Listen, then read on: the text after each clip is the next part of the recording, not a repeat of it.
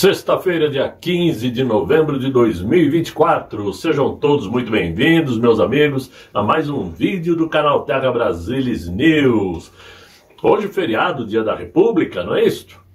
Onde, de uma certa maneira, podemos lamentar o nível da nossa república hoje em dia.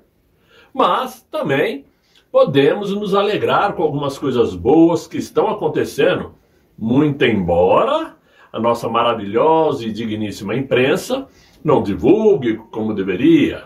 Para eles, o importante é continuar nesta batida diária de divulgar narrativas, não é isto? Mas eu não, eu vou mostrar coisas boas para vocês. Quero começar aí dizendo que existem ventos muito bons aos sonhos conservadores, sonhos de uma mudança de rumo na política brasileira. E por incrível que pareça, não que esta mudança parta de nós mesmos. Porque depois que os brasileiros tiveram notícia, através do relatório recém-publicado pela Civilization Works, uma entidade fundada lá pelo jornalista Michael Schellenberg, pioneiro da revelação dos Twitter Files e do complexo industrial da censura, onde o documento mostra, com farta documentação, a que ponto os principais agentes da censura no Brasil foram auxiliados, subsidiados e financiados por organizações não governamentais, ONGs, além de governos estrangeiros e, sobretudo, o governo americano, sob o comando de Joe Biden, para impor na marra a hegemonia de uma grande agenda político-ideológica de esquerda. Horas. E, por conta disso, nós entramos naquela expectativa de que algo poderia acontecer a nosso favor, com a eleição de Donald Trump nos Estados Unidos. Muito embora pareçam operar de forma independente, o Supremo Tribunal Federal e o Tribunal Superior Eleitoral têm sido fortemente influenciados por organizações não governamentais financiadas pelo governo dos Estados Unidos, é o que diz o documento em seu sumário executivo. Além disto, diversas agências e autoridades dos Estados Unidos desempenharam um papel no incentivo e na facilitação da censura no Brasil. O complexo industrial da censura do Brasil, uma grande rede de ONGs verificadoras de fatos, estilo Sleep Giants, por exemplo, e agentes estatais com frequência parecem acolher sugestões, treinamentos e apoio financeiro do ainda presidente norte-americano.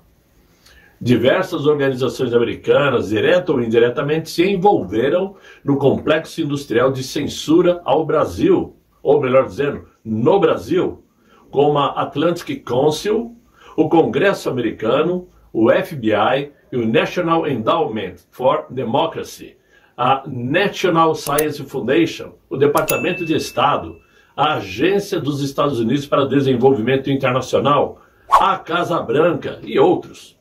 Foram muitos setores do governo americano que aceitaram pequenas investigações dentro do território americano por parte de agentes brasileiros, que auxiliaram com informações para auxiliar a prática da censura prévia aqui no Brasil e etc. e tal.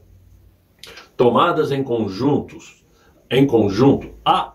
as atividades das agências e grupos financiados pelo governo americano apresentaram uma campanha clara para interferir no processo democrático do Brasil. Horas, isso é muito grave, grave demais. Não poderia e não pode passar despercebido. Então, por conta desses acontecimentos, já de conhecimento da população brasileira, segundo o site Metrópolis, os congressistas norte-americanos, aliados do presidente eleito nos Estados Unidos, o Donald Trump, iniciaram uma nova etapa contra aquele ministro da maior corte brasileira. Uma nova ofensiva. 4 lideranças do Partido Republicano lá nos Estados Unidos enviaram um ofício para a Comissão Interamericana de Direitos Humanos, do qual o Brasil é signatário. E empolgados com a mudança na Casa Branca, ameaçaram cortar verbas do órgão internacional caso eles não tomem ações duras contra o magistrado brasileiro. A carta endereçada ontem, quinta-feira, foi assinada pelos deputados Christopher Smith, Maria Elvira Salazar, Darrell Issa e Carlos Gimenez. No documento, eles apontam aí uma contínua situação no Brasil com relação às ações daquele ministro, sobretudo contra a rede social X, que é uma empresa americana. Os congressistas dizem que as decisões afetaram milhares de brasileiros, assim como cidadãos americanos que vivem ou possuem negócios nos Estados Unidos, assim como uma companhia americana, no caso a Starlink, no Brasil. O documento foi endereçado à presidente da Comissão Interamericana de Direitos Humanos, Roberta Clark, e ao relator especial de liberdade de expressão do órgão, Pedro José Villarreal. Segundo alguns deputados, em maio desse ano, eles já haviam sido ignorados pela comissão quando solicitaram informações sobre quais ações o órgão havia tomado em relação às denúncias de violação à liberdade de expressão no Brasil. No documento de ontem, os republicanos, que será a maioria no Congresso Nacional americano, tanto na Câmara como no Senado, disseram que a partir do ano que vem, né, a partir de agora, melhor dizendo, e mesmo começando essa maioria em janeiro do ano que vem, ficarão atentos às respostas que irão receber da Comissão Interamericana para determinar ações e postura diante dos pedidos feitos no documento de ontem. Também informaram que os Estados Unidos, que destinou somente em 2023, como faz todos os anos, 7 milhões e 300 mil dólares por meio de fundos à Comissão Interamericana de Direitos Humanos, poderão rever esse financiamento caso não encontrem soluções do órgão. Eles esperam que, através da Comissão Interamericana, aquele ministro da mais alta corte brasileira seja punido por conta dos seus atos tirânicos contra cidadãos brasileiros e americanos também. E, inclusive, a Darrell Issa e Maria Elvira Salazar já haviam protocolado um projeto na Câmara abaixo dos Estados Unidos, que é a Câmara dos Deputados, que impede a entrada nos Estados Unidos de qualquer autoridade estrangeira que promova censura contra cidadãos americanos, que no atual governo, no ainda governo de Joe Biden, está parado. Porém, a partir de janeiro, com Donald Trump no poder, certamente esses projetos andarão e serão concluídos no Congresso americano. Claro, é uma notícia que nos anima demais, porque mostra que eles não se esqueceram da situação, não se esqueceram dos brasileiros, estão ativos, né? E vão ficar mais ativos ainda a partir de janeiro de 25. Aliás, a título de curiosidade, o deputado Eduardo Bolsonaro, deputado federal, terá um escritório nos Estados Unidos para atuar em parceria com o governo de Donald Trump, já que ele foi escalado pelo Partido Liberal para atuar como secretário de Relações Internacionais e Institucionais do partido.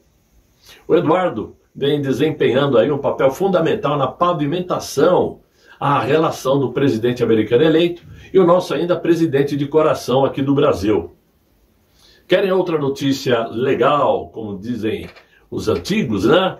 Para todos nós? Claro, legal é uma coisa ultrapassada para os jovens de hoje, mas é legal. Vai lá. O governo de Javier Milei publicou uma foto no dia de ontem, essa que vocês estão vendo, do presidente argentino, ao lado do presidente eleito dos Estados Unidos, o Donald Trump, e do bilionário Elon Musk. Milei é o primeiro chefe de Estado latino-americano a se encontrar com o republicano, menos de 10 dias após a vitória de Donald Trump na eleição. O argentino embarcou para os Estados Unidos para participar da conferência conservadora CPAC, né, que vai acontecer lá em Mar-a-Lago, né, que é o certo. Mar-a-Lago Resort, que é um resort de luxo do presidente americano. eleito americano. Ele aproveitou, inclusive, para sinalizar que fará um acordo de livre comércio com os Estados Unidos, o que é péssimo para o governo brasileiro, pois com isto a Argentina se torna menos dependente de acordos do Mercosul e principalmente com o Brasil, que exporta muito para a Argentina minério de ferro e soja, além de produtos de alto valor agregado. Com um acordo de livre comércio com os americanos, a Argentina poderá negociar preços melhores com a terra do tio Sam. E o Brasil, para competir, terá que baixar seus produtos também. E, na atual conjuntura, na atual situação econômica que o Brasil está passando, baixar preço, baixar custo, cortar custo, é tudo que o atual governo não quer. A Argentina de Javier Milei, inclusive, se manifestou também quando recusou a assinar documentos do G20 sobre igualdade de gênero e sustentabilidade. Não quis assinar esse acordo. Parece que as coisas não estão ficando muito fáceis para a ideologia da esquerda latino-americana a partir de agora. Nem chegou janeiro de 25. Então, são notícias que nos animam muito, nos deixam muito aí animados com o que vem pela frente.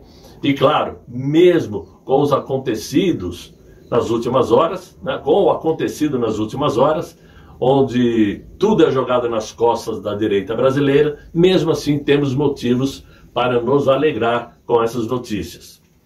Muito bem, mudando de assunto, claro que às vezes temos vontade de abandonar essa luta, justamente porque nós da direita, que preservamos a política dos bons costumes, já que aceitamos aí a livre opção das pessoas de viverem como desejam e progredirem de acordo com sua boa vontade, não sabemos praticar o jogo perverso da esquerda. Como bem disse o colunista da Gazeta do Povo, Paulo Briguet, a esquerda sempre precisa de um cadáver para justificar suas perseguições, arbitrariedades e massacres. Pois é, normalmente eles encontram.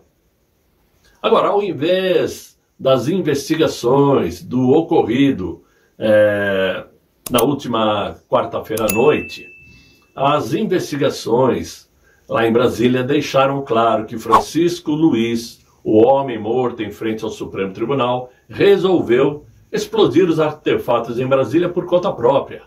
Ou então, provar materialmente que ele faz parte de uma conspiração maior, como bem explica aí o nobre jornalista José Roberto Guzzo, As primeiríssimas informações da imprensa consorciada já davam aí como certa que houve um atentado ao Estado Democrático de Direito, praticado por um bolsonarista.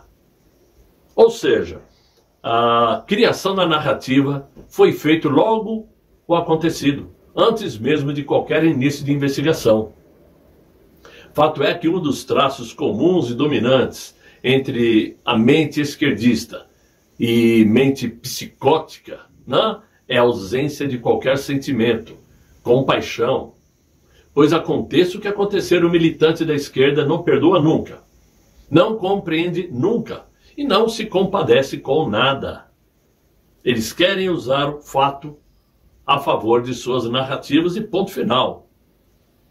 Basta vermos o exemplo aí da compaixão da esquerda aos presos do dia 8 de janeiro. Pais, mães, famílias divididas por conta dessas prisões, idosos, doentes, pessoas que ingenuamente foram levadas como rebanho a assistir de perto a engenharia montada por infiltrados da esquerda, para condenar por antecipação qualquer apoiador do nosso ex-presidente. Diante o cadáver do chaveiro Francisco Wanderlei Luiz, que ceifou sua própria vida e explodiu na própria cabeça, o esquerdista é dominado por um só pensamento: como encaixar esse fato em uma narrativa que favoreça os interesses da esquerda e destrua o combate dos opositores, principalmente se for para acusar mais uma vez o maior líder político do Brasil. Citando mais uma vez aí o jornalista J.R. Guzzo, A melhor maneira de se começar as investigações sobre o que houve lá em Brasília é comprovar que o responsável pelo crime é o indivíduo que realmente preparou os artefatos. Pois, como já dizia Freud, não se pode excluir a possibilidade de que um charuto, muitas vezes, seja apenas isto, um charuto. Contudo, porém e todavia, como o desejo de alimentar a narrativa de golpe contra a democracia, os militantes fecham os olhos para o sofrimento pessoal do homem e de sua família. Mas nós sabemos que quando o alvo da violência é uma liderança da direita, toda a militância política ou jornalística da esquerda uiva em grupo a ideia de que se trata de um lobo solitário, como aconteceu nos casos de Jair Bolsonaro em 2018 e Donald Trump agora em 2024. Mas, no entanto, para essa mesma militância do caos, apenas os crimes contra a esquerda é que são provocados por grupos organizados, a fim de agredirem o Estado Democrático de Direito. Por isso, nesse ambiente de neurose que se formou aí nos escalões mais altos dos três poderes, a reação imediata da Polícia Federal, da esquerda em geral, da imprensa, foi levantar a hipótese de que estaria havendo mais uma tentativa de agredir a democracia brasileira com atos de violência armada, oriunda ainda daquele 8 de janeiro de 2023. Então, meus amigos, eles não estão preocupados em momento algum em encontrar verdades, procurar a verdade de tudo que aconteceu.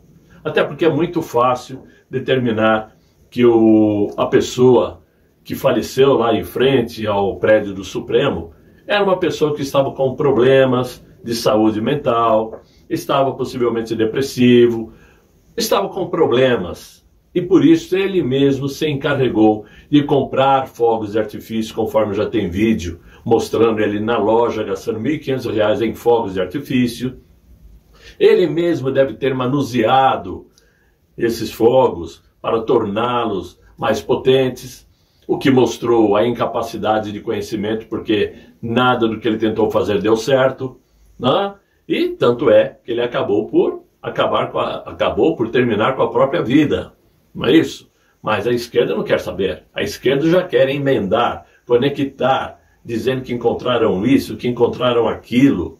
Ou seja, para justificar que o nosso ex-presidente esteja envolvido nos episódios seguintes à sua saída do Palácio do Planalto. Isso é o que nós temos. Mas não adianta. Nada do que estão fazendo vai perdurar, porque eu tenho certeza, e acho que vocês também têm, que a partir de janeiro do ano que vem, as coisas vão mudar e muito. Vão mudar dramaticamente, porque não existe governo que se sustenta quando o caos econômico está estabelecido. E é o que vai acontecer com o Brasil. Seja por perda de exportações, seja por dificuldades de importações, ou seja por sanções comerciais. A cobra vai fumar, tenho certeza disso. Ok? É isso que eu tinha no Dia da República. É isso que eu tinha nesse momento para vocês. Espero que vocês tenham gostado desse vídeo. Compartilhem o vídeo com seus amigos, deixem os likes, se inscreva no canal quem não está inscrito ainda. E quem puder colaborar com o canal, eu agradeço de coração, porque a vida está difícil para manter esse canal aberto. Ok? Conto com vocês e desejo a todos um excelente fim de noite, muito bom descanso e até amanhã, se Deus quiser. Ele há de querer. Fiquem bem, fiquem com Deus. Tchau, tchau.